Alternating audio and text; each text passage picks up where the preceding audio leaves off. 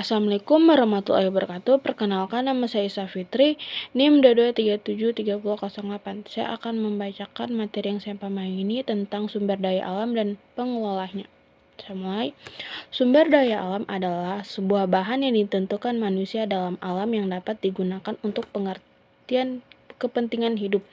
Bahan tersebut dapat berupa benda mati atau benda hidup yang berada di bumi, dapat dimanfaatkan oleh manusia. Jika apapun yang ada di alam yang dapat dimanfaatkan untuk memenuhi kebutuhan hidup manusia, dapat dikatakan sebagai sumber daya alam. Dengan kata lain, sumber daya alam adalah unsur-unsur alam yang terdiri dari unsur hayati dan unsur fisik yang dikelola manusia untuk memenuhi kebutuhan hidup dan meningkatkan kesejahteraan hidup. Sumber daya alam merupakan hasil penelitian manusia terhadap unsur-unsur lingkungan hidup yang dimanfaatkan untuk memenuhi kebutuhan hidup. Sumber daya alam adalah segala sesuatu hal yang berasal dari alam dan dapat digunakan untuk memenuhi kebutuhan manusia. SPDA mencakup keberadaan elemen seperti air, udara, tanah, mineral, hutan dan fauna dan sumber energi. 2. Pembagian sumber daya alam. Potensi sumber daya alam di Indonesia dilihat dari bentuk air, tanah, udara, bantuan hutan dan bahan lainnya merupakan bentuk-bentuk sumber daya alam.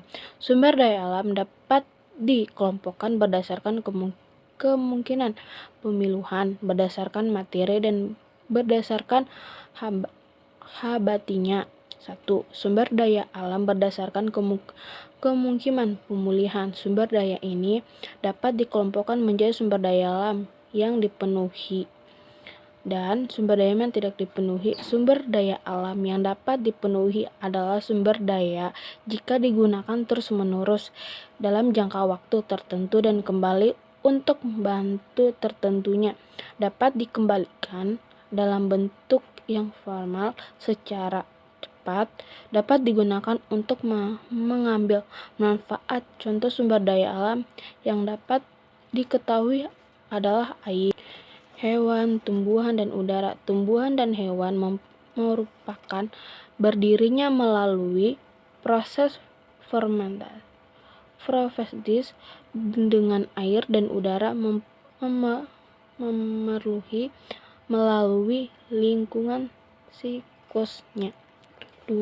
Sumber daya berdasarkan materinya. Berdasarkan materi sumber daya alam dapat dikelompokkan menjadi sumber daya alam organik hayati dan sumber daya non-organik non-hayati. Sumber daya alam organik hayati adalah sumber daya alam berdasarkan dari makhluk hidup, hewan atau tumbuhan. Contohnya hasil pertanian, peternakan, perkebunan, perikanan, dan penambahan. Sumber daya alam yang berasal dari tumbuhan disebut sumber nabati, sedangkan sumber daya yang berasal dari hewan yang disebut adalah daya hayati.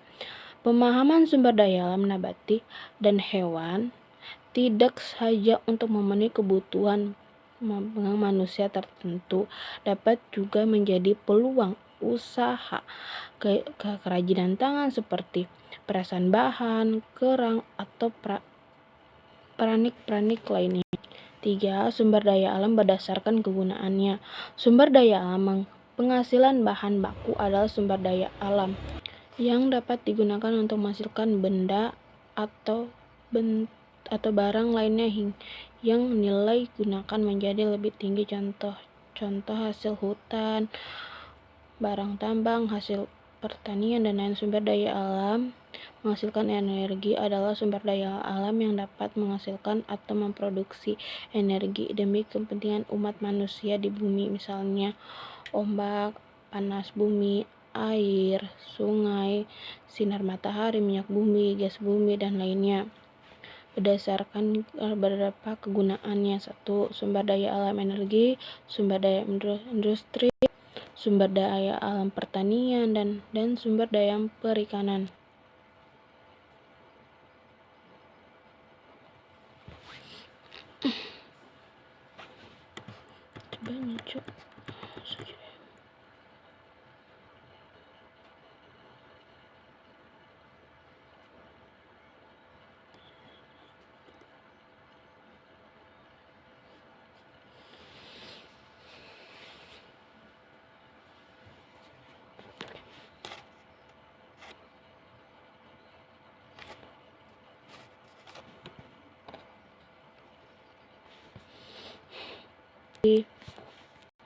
pertanian dan pertekanan, perlingkungan dan kehutanan, privasi.